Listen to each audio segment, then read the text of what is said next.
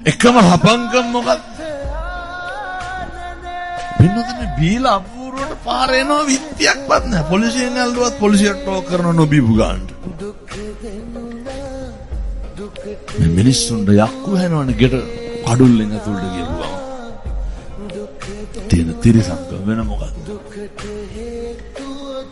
ඇතුළට ගියපු ගමන් එන රුසියා එන දස්සයා. එන චණ්ඩියා. කවුරු ඉස්සරහද? බිරිඳයි දරුවෝ ඉස්සරහ. ඒවා හරි බාල වැඩ. කසාද බිරිඳට තඩි ගහන්න මොන ගෑනු ගතියක්ද ඒක? සමහර තාත්තලා ඉන්නවා මේ එහෙම නැතුවද මං කියන්නේ බොහෝ පැතිවල වෙන විදිහ මොන පැතිවල